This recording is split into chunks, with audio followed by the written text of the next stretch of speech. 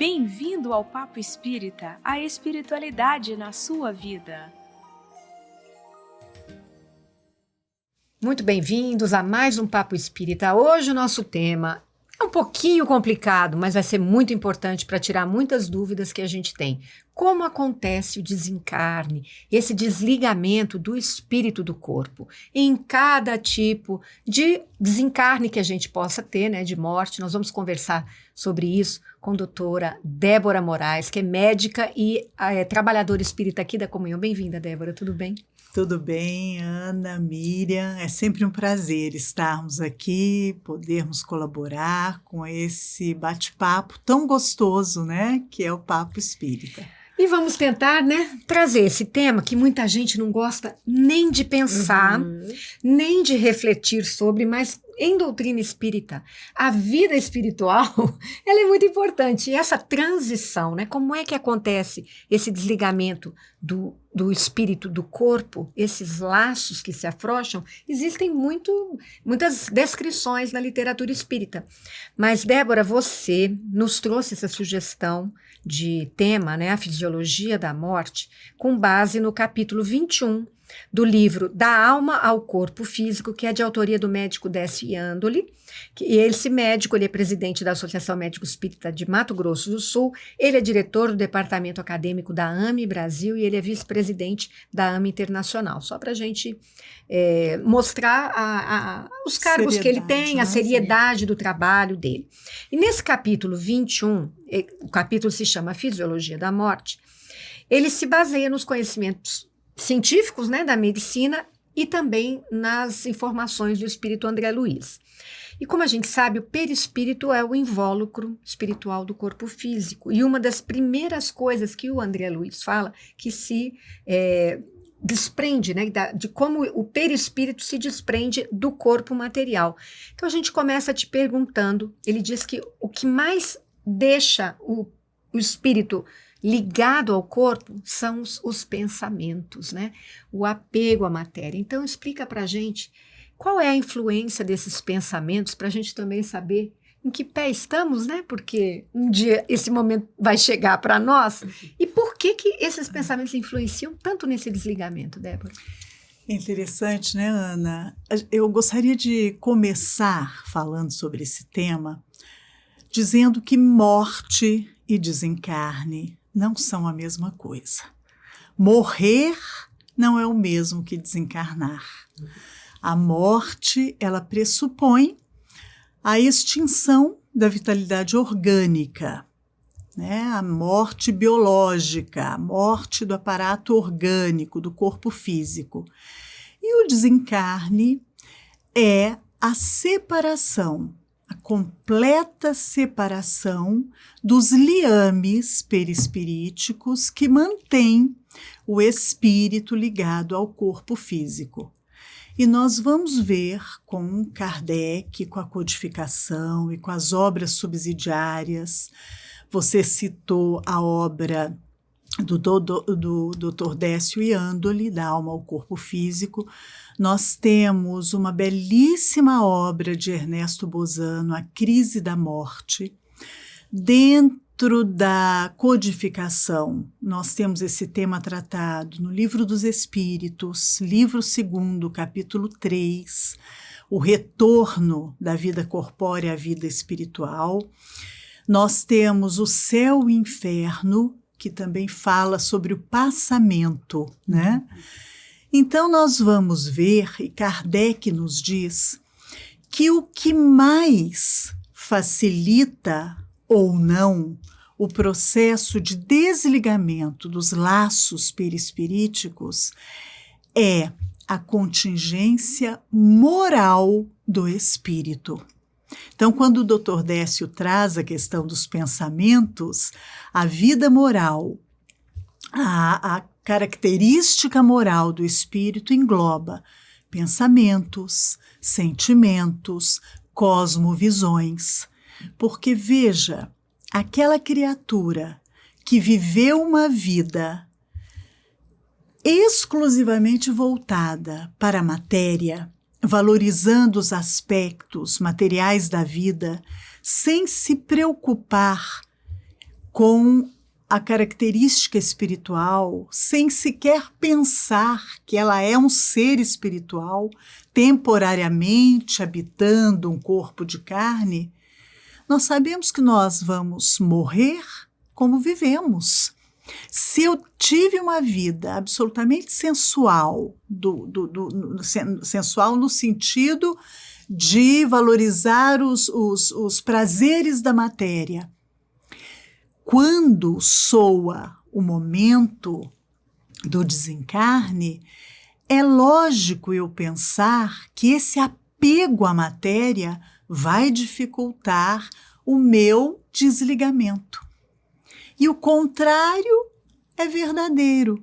Aquela criatura que já em vida biológica se preocupou com os processos espirituais, foi se desmaterializando ao longo da vida, considerando-se um ser espiritual temporariamente vivendo uma experiência na carne, valorizando os aspectos morais, as virtudes, entendendo que a vida continua, que a morte biológica não é o fim, mas apenas o retorno para a verdadeira vida, que é a vida espiritual. Logicamente, o processo de desligamento desses laços se fará de uma forma mais facilitada. Os benfeitores nos dizem que há espíritos que vivem uma vida tão desmaterializada, né, no sentido de tão voltados para o aspecto espiritual da vida, que eles quase que sozinhos procedem o seu mecanismo de desencarne. E eu gostaria de citar, por exemplo, o exemplo do Chico, né? Chico tinha tanta certeza na vida espiritual, na continuidade da vida, no amparo dos espíritos, né? Na bondade de Deus, que ele se preparou para o retorno. Cuidou do corpo físico com muita gratidão, né? Conta-se que ele se barbeou, arrumou o cabelo, tomou um banho, comeu um pãozinho de queijo com café, deitou-se para voltar, né? Então, eu penso que o grande insight desse tema, e que a gente deveria trazer para nós, né, é entender que o desencarnar é um processo constituído por vários marcos, né? O desligamento dos laços do perispírito podem representar um desses marcos, mas o processo de desencarne ele começa quando reencarnamos. E na medida em que transitamos pela vida com esse entendimento de que nós viemos, mas teremos que voltar, e que possamos voltar tendo aproveitado ao máximo a nossa experiência aqui, e que no momento de voltar nós possamos ter pensamentos tão equilibrados, pensamentos tão harmoniosos, um desejo sincero no bem, uma vida pautada em fundamentos da caridade, do amor, que o nosso processo se dê naturalmente. Uma vida bem vivida. Uma né? vida bem vivida será um desencarne bem feito, sem grandes dificuldades, sem grandes apegos. Queria pegar um gancho nessa conversa, né? É tão bom, né? Que a gente possa ter essa compreensão e já se exercite para que no momento, né? No momento que chega a gente consiga, né? Ter essa consciência no sentido de que a certeza, a convicção, né? A convicção. O gancho que eu queria pegar, Débora, você falou das dificuldades que a gente tem às vezes no desencarne. Você falou da questão do material, né? Do apego às coisas materiais, porque nós estamos, embora no mundo de provas e expiações, nós temos uma cultura de muito incentivar, né, o ser humano desde pequeno, que ele deva possuir o valor dele, está nos bens materiais que ele possua, está nas relações pessoais que ele possua. Esse é o valor dele, né? Nas suas questões intelectuais. Só que, juntamente com a questão dessa nossa relação com os bens materiais, existe um apego que a gente às vezes não se dá conta, que é o apego na nossa relação pessoal, que chega de pai para filho, é de filho para pai, é entre, né, os companheiros, e o quanto essa nossa maneira de não entender que nada nós possuímos, se nós não possuímos o corpo físico, também não possuímos o marido, a esposa, o filho, não nos pertence. Fazem parte da nossa caminhada, como a gente faz parte da caminhada dele. Os amigos, né? Exato, os amigos também, né? Da mesma forma, desse apego, posse, né? Desse apego que é meu, né? Fulano é meu filho, né? Também a gente tem esse apego também distorcido. Não gosto dessa pessoa, quero me vingar, não concordei com ela a vida inteira. Então, amor e ódio vão trabalhando a gente de uma forma que pode também nos atrapalhar nesse momento, né? Eu gostaria se você pudesse só passar uma pincelada nesse... Você sabe, Miri, isso é tão importante. Então, você trazia os apegos, sem dúvida nenhuma, de todos os tipos. Pro bem e pro mal, né? Agora, os sentimentos vinculados ao ódio, à animosidade, à culpa, podem atravancar o processo de desencarne no sentido operacional realmente, né? Então, nós sabemos, por exemplo, que uma das partes, né, um dos marcos do processo de desencarne é o processo que nós chamamos de revivescência mnemônica ou recapitulação, que é mais ou menos assim que acontece. No momento ali que está havendo os desligamentos, o espírito desencarnante, ele revive as experiências vivenciadas ao longo daquela existência, e isso é importante que ele reveja para que arquivos relacionados a essa existência sejam transferidos para o arcabouço perispirítico e que processos de reparação, de corrigendas futuras sejam facilitados e se façam. Mas, muitas vezes, nesse processo de recapitulação, a criatura, ao vivenciar, ao ver, ao relembrar, ao voltar às experiências desafiadoras, desequilibrantes, perturbadoras, ela pode, enquanto consciência, se fixar num desses processos e ali permanecer por dias, por meses, por anos, décadas, se sabe-se lá quanto tempo. O espírito, né? Ele fica com aquilo, com aquela ideia fixa. Fica com aquela ideia fixa. E isso pode prejudicar o desligamento dos laços perispiríticos. Porque ele pode lentificar o processo. Esse seria o caso daqueles espíritos que ficam ali perto do cemitério, da onde foram enterrados, que ou a gente vê na literatura. Ou às vezes nem estão ali. Estão em casa. Mas a mente está fixada. Sim. A mente fica ali. A mente é o espírito, né? Sim, a mente fica nesse processo. Você entendeu? Ali e eles acabam ficando presos.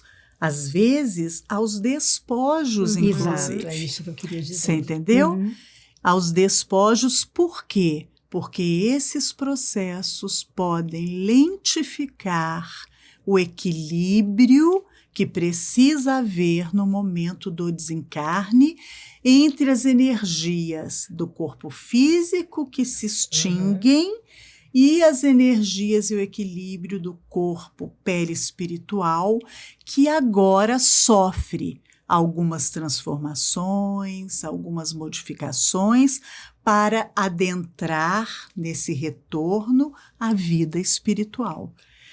Então, o ódio, a mágoa, A culpa, né? o ressentimento, a culpa podem nos trazer graves dificuldades nesse processo, nos atendo à matéria, ou também podem nos levar a atrofias perispiríticas, a enfermidades perispiríticas, por exemplo, as ovoidizações. Porque a mente, a consciência, ela se fixa numa monoideia, e aquele perispírito que no momento do desencarne está sofrendo os processos de estólise, dos desprendimentos dos laços, para um processo de histogênese, porque ele vai se formatar novamente, não é? Então, nessas circunstâncias, ele pode enfermar-se e não haver o processo de expansão perispirítico que precisa haver nesse momento. E isso mesmo com, desculpa, só mesmo com toda a ajuda espiritual, porque nunca ninguém desencarna sozinho. Né? Ninguém desencarna sozinho. Existem equipes, né, de técnicos, porque esses processos de desencarne, eles são processos que exigem uma expertise dessas equipes espirituais, uma técnica toda especial, né? Então, nós temos essa descrição dessas equipes na obra maravilhosa de André Luiz, pela psicografia de Francisco Cândido Xavier, Obreiros da Vida Eterna. Ali nós vamos ver o desencarne de 5 companheiros. Cada um desses desencarnes tem suas características, suas particularidades. Nós vamos vendo que nenhum desencarne é igual ao outro, como nenhum ser é igual ao outro, né? Mas existem processos que são processos de linhas gerais, né? Por exemplo, o tempo. Em linhas gerais, né, a grande maioria dos desencarnes, quando as coisas acontecem dentro do esperado, demora em torno de 72 horas, até 72 horas, né? Tem processo de desencarne que são horas, o espírito já está tão desmaterializado, tão equilibrado, que em horas acontece. Mas, em média, 72 horas, né? Só retomando o que você fala, eu acho interessante porque é um assunto que a gente não para pensar. Eu me lembro ainda quando era criança, não fala nisso não, porque atrai. Não, fala não morte não, que morte atrai. Morte atrai. Ainda tem essa brincadeira ainda, né? Mas ninguém desencarna sem auxílio, né? Então, eu queria só puxar o gancho, assim, todos nós teremos, como aqueles nossos entes amados que já partiram, tiveram auxílio. O auxílio está lá, mas é a mesma coisa, eu penso, de nosso processo de formarmos uma conexão com a espiritualidade, da convicção de que somos assistidos, da convicção de um Deus que é misericórdia, que nos cuida, porque quando eu acho que só eu me basto, só eu dou conta das coisas sozinha, sem ninguém, sem precisar de ninguém, esse auxílio da espiritualidade ocorrerá por muito mais tempo, porque é igual uma criança que se machucou, mas está esperneando tanto que não dá para sarar o ferimento. Está se debatendo tanto, não é? Então, é só lembrar, né, que se a gente pudesse construir na nossa mente pensamentos que um dia chegaremos lá, isso aí não tem como fugir, e que a gente possa se preparar. Vai ser difícil, né? Vai ser difícil se separar dos entes queridos. Vai ser difícil para ir para uma condição que eu esqueci como é que era, né? Ela ainda se torna desconhecida para mim, mas é que eu tenho auxílio para que a gente não seja essa criança que esperneia. Birrenta, tá ali o pessoal querendo ajudar e você birrenta, se debatendo, né? É como você se achar muito necessário até o fim, né? E Sim. você, não, mas o que vai acontecer com essa família se eu me for, com os meus bens, com tudo, Sim. né?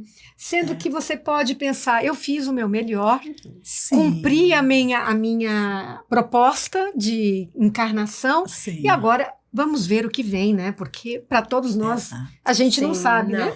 Vamos recordar. É a Mas ilusão temos de controle, essa, né? Que temos esse nós pensamento. trazemos, que a gente controla tudo e Sim. que sem nós nada caminhará.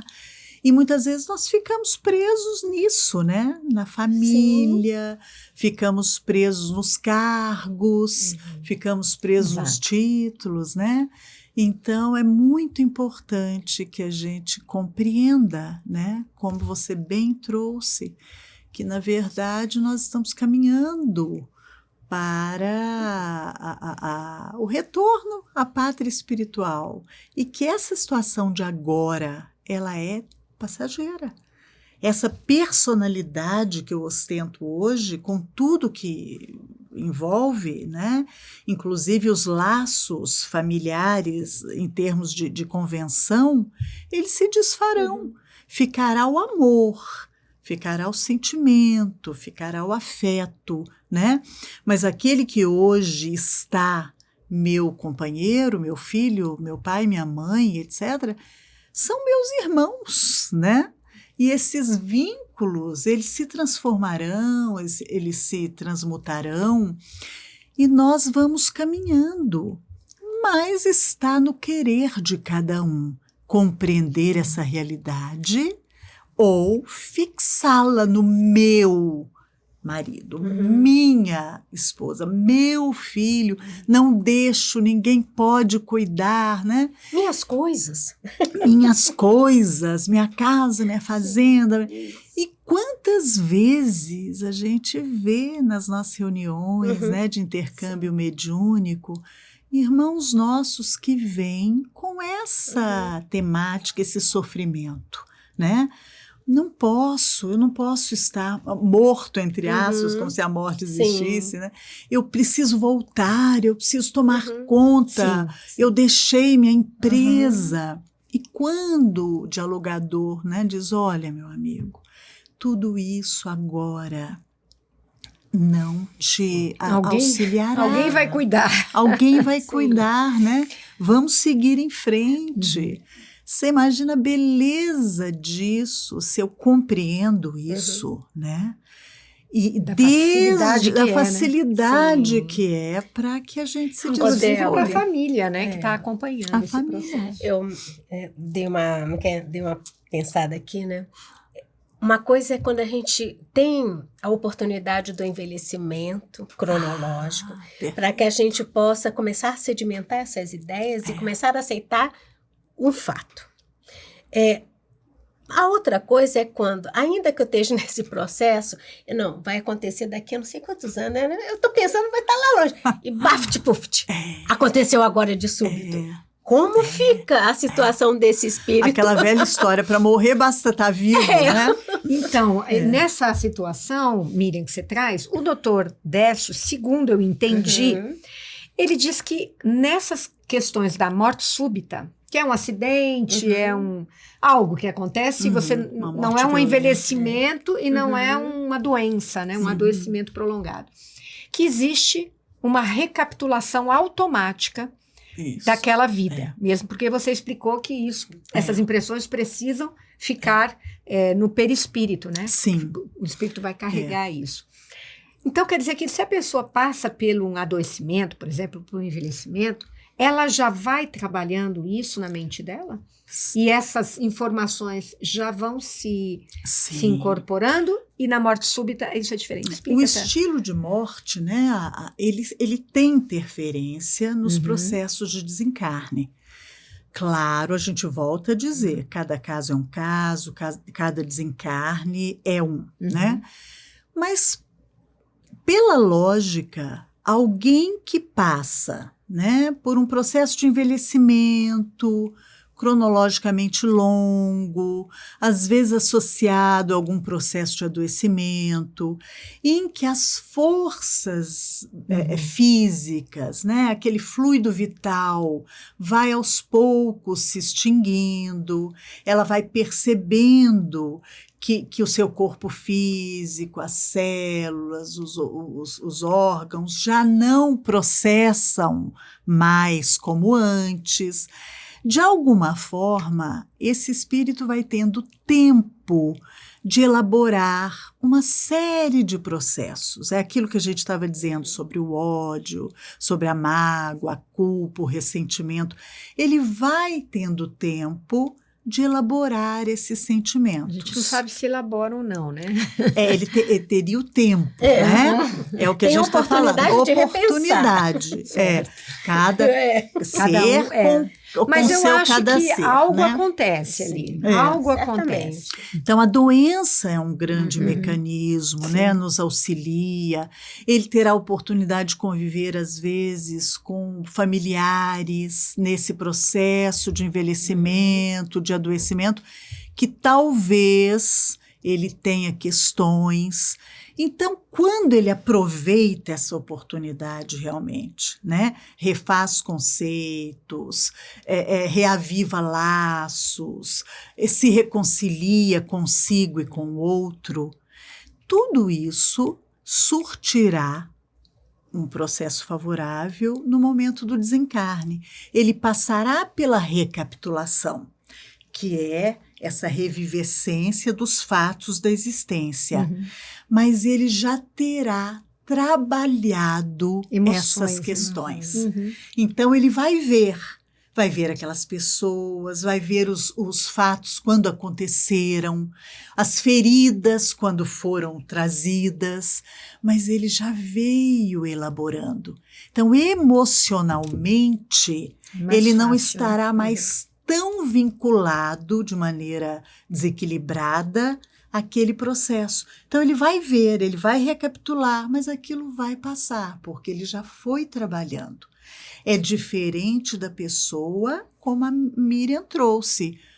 Está nem aí vivendo a vida horizontalizadaço, né? Ganhando dinheiro, status, e voltado quase que exclusivamente, se não exclusivamente, para as questões jovem do mundo, também, né? Muitas vezes.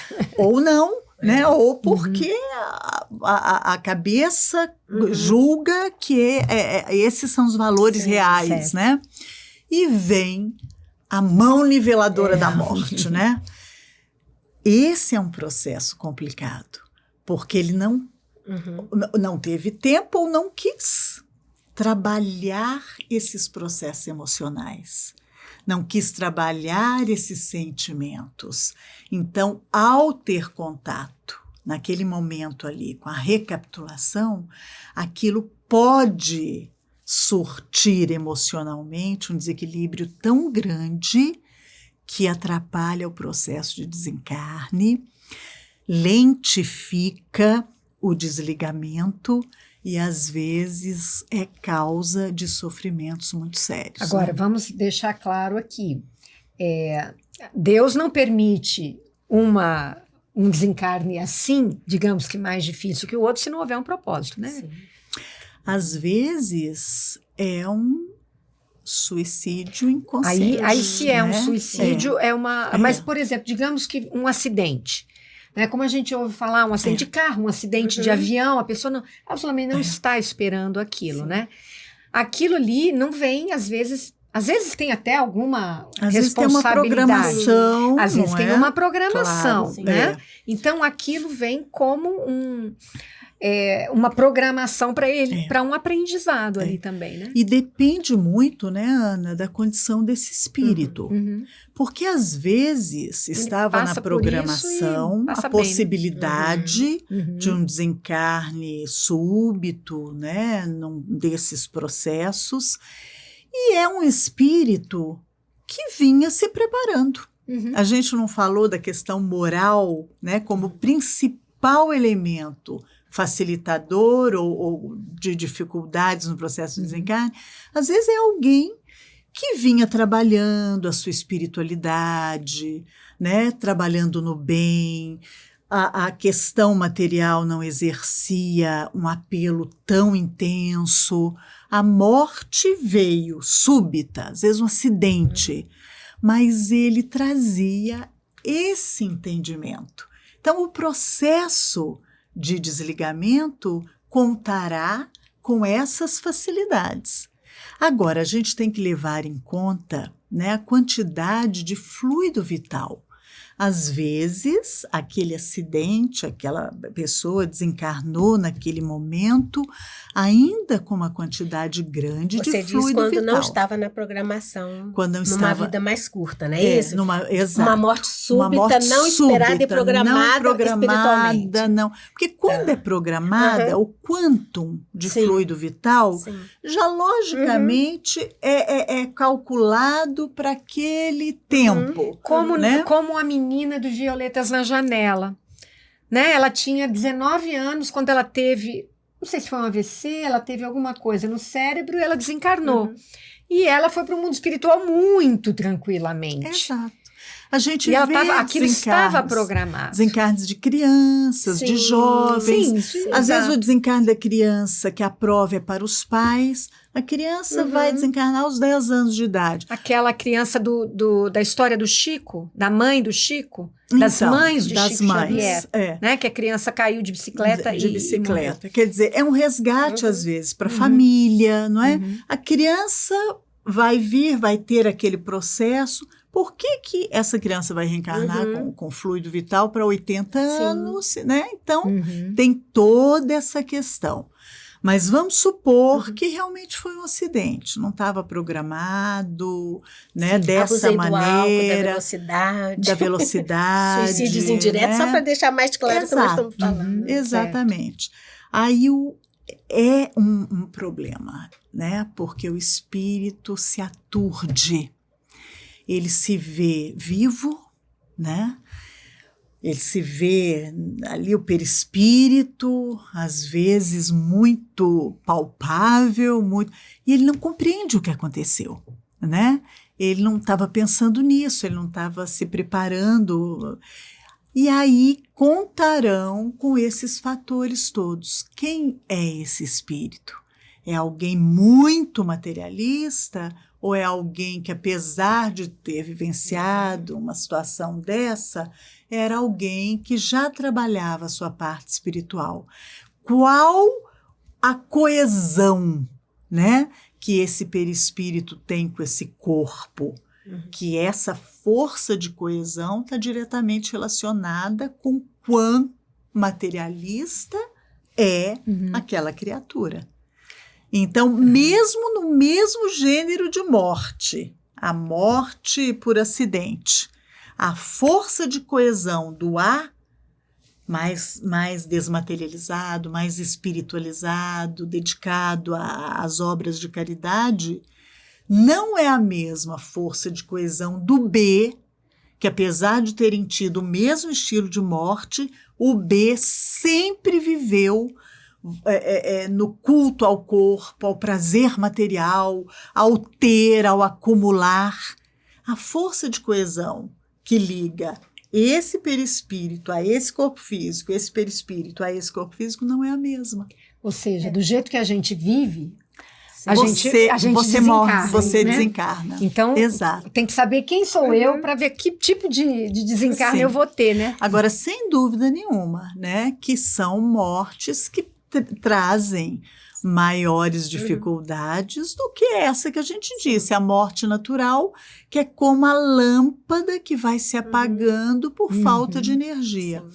A espiritualidade, essas equipes, elas atuam, né, promovendo a dissipação desse fluido, a retirada, para que o processo seja, dentro da lei de merecimento, o mais suave, o menos danoso possível, né? Vou fazer uma provocação aqui, até pelo título do nosso bate-papo, Fisiologia da Morte. Sim. Olhando a parte material e a parte espiritual, nesse processo do desencarne, né? Há um processo comum, tipo, Assim.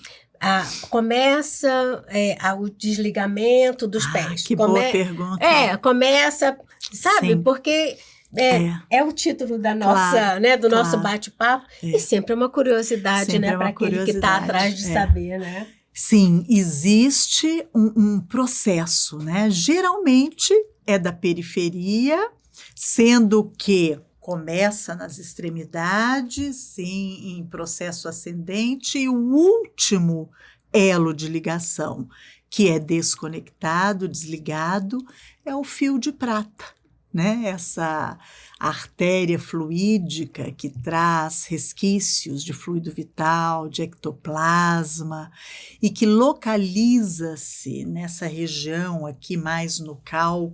Nós poderíamos dizer que ela está localizada numa região que a gente chama de fossa romboidal ou fossa romboide, que é o assoalho do quarto ventrículo, né? Então, ali é o ponto de ligação, é a última ligação a ser rompida pelas equipes responsáveis pelos processos de desligamento. Às vezes, essa ruptura se dá durante as cerimônias fúnebres, por exemplo, durante o velório, ali, né, as cerimônias fúnebres. Ou seja, o espírito pode estar assistindo ao seu velório. Pode estar presente. Essa é uma pergunta que eu ia fazer, né? Mas, como é que a gente se comporta no velório pensando que o espírito está lá? Mas eu gostaria de voltar aqui para a gente... Então, o que a espiritualidade, via de regra, faz? Primeiro, ela desconecta, né, os centros vegetativos, aqueles relacionados às vísceras. Então, eles atuam na circuitaria neurológica, né? André Luiz nos diz, descrevendo o desencarne de Dimas, que a equipe responsável, primeiro, ela atua no nervo vago, que é um nervo constituinte do sistema nervoso autônomo, né, mais especificamente o parasimpático, que é responsável, ele traz vários pontos de inervação para as vísceras abdominais. Então, olha que interessante. Atuando nesse centro, no vago, eles vão, então, promovendo essa desarticulação das vísceras, intestinos, fígado, pâncreas, estômago, né? a bexiga, a vesícula biliar. Então, aquilo tudo vai meio que sofrendo um processo de paralisação, né? De estólise. Aquilo vai sendo silenciado. E aí eles atuam nos centros de força. Um dos que primeiramente recebe a atuação da equipe espiritual é o centro gástrico, né, o plexo solar, em que eles atuam retirando ectoplasma, fluidos vitais, porque o cadáver, né, ele não precisará mais dessa energia. E é importante que se faça dessa maneira para se proteger aquela estrutura orgânica, né, que acaba de morrer, de processos de vampirização. Depois desses centros vegetativos, né, eles passam para os desligamentos emocionais, ainda atuando no sistema nervoso autônomo. Agora eles atuam no sistema nervoso simpático, desconectando nessas conexões para o coração, para vasos sanguíneos. Então, essa parte toda, frequência cardíaca, a frequência respiratória, vai sendo pouco a pouco amenizada e eles vão ascendendo para as áreas cerebrais, sistema nervoso central, tronco encefálico, né? Então, vão chegando tanto as estruturas do corpo físico quanto as suas correlações com o perispírito. Chegam ao centro coronário, né? E ali, no sistema nervoso central, o plexo coronário, o plexo frontal, temos o laríngeo, todos esses centros de força localizados no perispírito, mais especificamente, né, numa estrutura denominada duplo etérico, que há uma grande celeuma em relação a isso. Mas ele fica mais próximo do corpo físico. Ele fica é uma interface mais próxima, né, uma interface físico-etérica que está mais próxima do corpo físico e fica aqui. O duplo etérico se desfaz no processo de desencarne, né? Então, esses centros de força localizados aí vão sendo desconectados. E as energias vitais, os fluidos vitais, vão sendo dissipados pela natureza. E é interessante a gente entender que tanto o corpo físico no processo de desencarne sofre estólise, claro, né? As células vão perdendo ali a sua vitalidade, em todo esse arcabouço que a gente escreveu. O perispírito também, ele sofre estólise, né? Ele está sendo desconectado. O corpo físico sofre histogênese, né? No nosso processo de reencarne. E o perispírito sofre histogênese no processo de desencarne. Então, o perispírito sofre tanto estólise quanto histogênese. Estólise no sentido de se desvincular dos laços, mas ele se forma numa nova versão. Então, dentro desse processo de desencarne, um dos passos ali é o perispírito se retrai. É como se a consciência ficasse retraída num foco único. À medida que vai havendo o desligamento que a gente acabou de descrever, e esse fluido vital, essa energia vital vai sendo retirada do corpo físico, o perispírito aproveita uma quantidade dela para se vitalizar, se expandir e promover essa nova formação, essa histogênese. Então, por exemplo, o centro gástrico, genésico, obviamente que na nova vida, no novo processo, não terão a mesma função e a mesma utilidade que tem a criatura encarnada, não é? Então, o perispírito se utiliza dessa energia para se vitalizar, se recompor, né? E aí, então, colocar-se pronto para a entrada na nova vida. Não sei se ficou claro. Ficou maravilhoso, que aula. Estou aqui bebendo, porque eu acho que eu nunca aprendi isso. Agora, nosso tempo acabou, mas tem duas questões ainda que eu quero fazer e por favor, Débora. Vou ser rápida. Vai ser rápida, mas é muito importante porque faz parte do tema. O que a gente pode falar, então, sobre a cremação, a doação de órgãos e a eutanásia? Muito importante essas perguntas. Cremação, né? a cremação gente pode cremar? É sempre uma curiosidade. Sim, né? Todo mundo quer saber. Essa foi uma pergunta que levaram para o Chico num dos Pinga Fogo, que ele participava lá na TV Tupi, acho que década de 70, se não me engano. E ele responde, claro, com a orientação de Emmanuel, né? Que sim, que a cremação é legítima, que é algo, inclusive, que vai ganhando cada vez mais, até do ponto de vista sanitário, né, vai ganhando força, mas que se observe esse tempo de 72 horas para que o processo de desencarne se faça. E é preciso também, em relação à cremação, que se leve em conta o estilo de morte, né? Então, talvez nos processos, por exemplo, de autocídio, devêssemos rever com mais cuidado a indicação da cremação.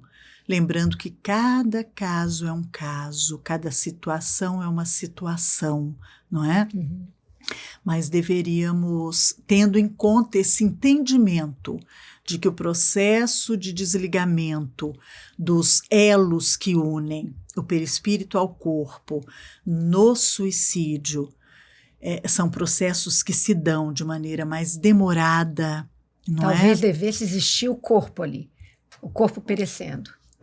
Talvez o espírito esteja ainda tão vinculado, né, que pode sofrer em algumas situações. O que a gente remete ao que já foi comentado por você.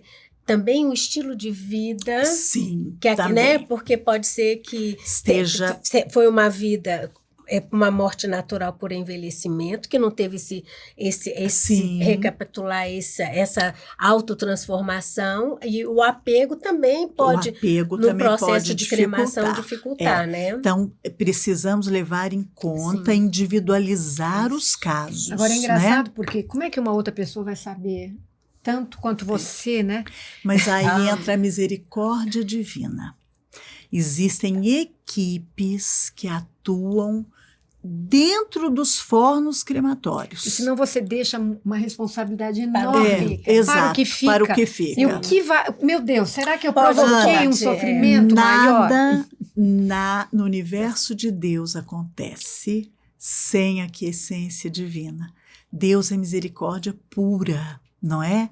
Então, se não houver, se não for para passar, se não...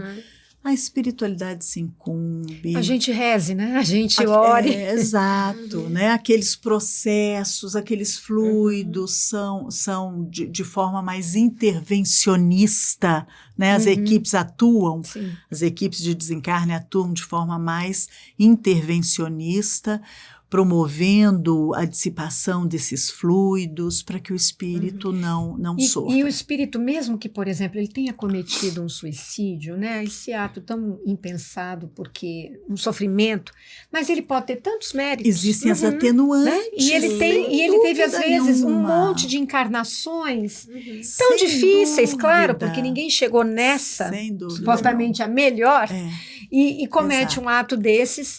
Você está em uma situação muito difícil.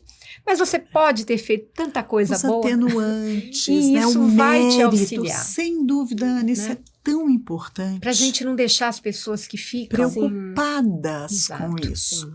Então, assim, muito importante, a gente volta a dizer, mesmo nos casos de suicídio, né? Existe tudo isso que você trouxe. Cada ponto, cada mérito, cada atenuante que a pessoa construiu atuando a seu favor. Vocês sabem que existem equipes especializadas espirituais, especializadas em processo de desencarne por autocídio. E eles promovem tudo que é possível para amenizar obviamente, há situações, né, em que eles não podem derrogar a lei, claro, mas no que for possível, e aí entra exatamente isso que você traz, né, os méritos que o espírito já adquiriu e a misericórdia divina fazendo com que esse processo, que por si só, né, já é muito difícil, seja amenizado. E a doação de órgãos? Esse espírito já está desligado, né? Na hora que a doação que de órgão, ela trabalha com a questão do amor, não é? Mesmo que não esteja, mesmo que seja alguém que tem suas dificuldades, mesmo que seja um espírito, mas naquele momento em que ele está, não é? Doando. Mesmo inconscientemente, né? Inconscientemente, a misericórdia divina promove tudo ali para que não haja sofrimentos além daquilo que seria do espírito em virtude da doação de órgãos. E por isso que é bacana a gente, em vida, já se colocar como Claro, doador de órgãos, claro. porque a gente já pensa, não, levem o que for possível. O pensamento já Já está tá. vinculado a isso. Exato. Né? E a Exato. sua família É. toda Sim. está É. imbuída desse espírito também Sim. e contribuir com a necessidade de Sim. outra Com pessoa. esse né? desejo, né? Exatamente. que se Com esse tem de desejo. Agora, a eutanásia é muito nossa. sério, né? Uhum. Porque, pelo que a gente está aprendendo aqui, esses últimos momentos São são muito importantes. importantes. É. Apesar de muito doloridos, Sim. são muito importantes. Muito né? importantes para o espírito, né? Até o último suspiro, ele pode se beneficiar, né? Mas existe algo muito pragmático na eutanásia, né? Que os medicamentos utilizados, eles atordoam, eles promovem um entorpecimento Do espírito, sim. tanto nas células orgânicas quanto perispirituais, e o processo paralisa. Sim, o livro conta isso. Traz uma dificuldade imensa para o para desligamento. o desligamento. O sofrimento do espírito aumenta, as equipes têm mais trabalho. Nós vamos encontrar um caso de eutanásia na obra de André Luiz, nesse livro, Obreiros da Vida Eterna, o desencarne do Cavalcante. O médico vem e depois leiam. E aí eu já devo ter lido, mas eu não me o lembro. mentor fala, precisaremos agora aguardar em torno de 12 horas ou mais Para que aqueles remédios... sejam dissipados, eliminados, para que eles retomassem o processo de desencarne já em curso. Não quer dizer que é a mesma medicação dos cuidados paliativos. A pessoa está em cuidados, não. né? Sim, e ela está não. recebendo uma morfina para ela ficar Não, absolutamente. não tão desconfortável, né? É. Em todo esse final. Absolutamente, exato. Ok. É eutanásia. Né? Então, agora, para a gente encerrar, a última perguntinha que eu queria que você deixasse, porque a gente já está passando muito. Aham. Mas como uma mensagem, né? Para quem nos assistiu até agora, teve essa Exato. coragem, né? Essa coragem. Débora? Exato. Doutor Bezerra de Menezes tem uma afirmação. Ele diz que é muito mais fácil morrer do que nascer. Sim. Então, olha, nós tomamos uma hora de aula aqui, né, Miriam? Sim, sobre exato. como desencarnar. Exato. Mas encarnar tem Claro. todo um processo mais difícil. E a gente acha que não, né? Isso é uma coisa... não vai dar tempo da gente falar da fisiologia do nascimento, claro. né? Da encarnação. Fica para o próximo. Fica para um próximo. Mas é um alento para a gente, né, Débora? Claro, De sim. que esse processo... Organizar é mais trabalhoso, desafiador que desorganizar, né? Em termos de... Então, o reencarne com todos os seus processos, toda a sua demanda, expectativa, é muito mais desafiador que o processo de desencarne. Processo de desencarne, quando então viveu-se, né, com esse olhar do espírito peregrino, a criatura imortal em trânsito, passageiro pela carne, ele é uma etapa da vida, né? Então, que a gente possa desencarnar mais uma vez, já fizemos isso tantas vezes, né? Com leveza, com tranquilidade, né? Sem dar trabalho para as equipes espirituais, entregando-se a esse processo, entendendo que a vida agora se abre numa outra proposta, né, dentro do mundo espiritual, de continuidade, e tudo aquilo que deixamos aqui, que estamos deixando, seguirá o curso natural da vida, e nós o nosso. Leveza no processo de desencarne, lembrando que o principal fator que nos prende, né, o corpo físico, dificultando o nosso processo de desencarne, são os nossos apegos. É a nossa vida moral voltada para os elementos materiais com exclusividade. Nos desmaterializemos, como irá nos dizer Emmanuel, né, na fase da velhice, é a fase da desmaterialização. Que possamos exercê-la com lucidez, com alegria, sabendo que o envelhecer é o preparar-se para o nascer no mundo espiritual. Que possamos, então, permitir que os amigos espirituais cortem o nosso fio de prata, o cordão umbilical que nos permitirá nascer no plano espiritual. Que possamos adentrar essa nova realidade com lucidez, com alegria, né? Que o nosso período de perturbação seja o mais breve possível, como alguém que desperta de um sono um pouco mais profundo e já se colocando pronto para a continuidade da vida, que a vida é uma só. Estar aqui hoje, nascer aqui, morrer aqui, renascer no mundo espiritual, são marcos de um processo único que é a vida na sua pujança, na sua condição maravilhosa. Né? E eu, particularmente, quando penso no meu desencarne, não temos que pensar? Temos. Então, eu começo a pensar assim, tomara que eu esteja com muita curiosidade do que eu vou viver, né? Claro, Afinal de contas, já que eu espero ter vivido, né? Até agora, eu estou muito satisfeita com o que eu tenho vivido. Eu acho que vocês também. E chegar lá, né, de consciência tranquila. Gente, eu fiz o que eu pude. O que eu não pude, não chegar deu. lúcida nesse sentido, mas eu vou tentar em outra oportunidade. Continuidade. Mas eu acho que é imbuído disso, né? Exato. Leveza. Miriam e Débora, que a gente tenha esse espírito de que vamos passar para um outro lado, vamos reencontrar pessoas, vamos vivenciar outras experiências e um dia vamos retornar, né? Sim. Tudo de novo.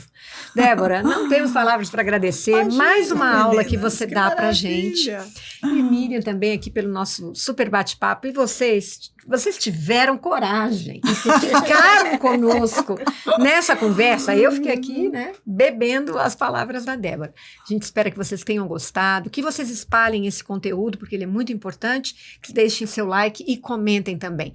Essa questão do comentário é muito importante para que o algoritmo do YouTube entregue este conteúdo para pessoas que não conhecem Papo Espírita e talvez nunca ouviram falar da fisiologia da morte nesse sentido que a gente tem aqui do Espiritismo.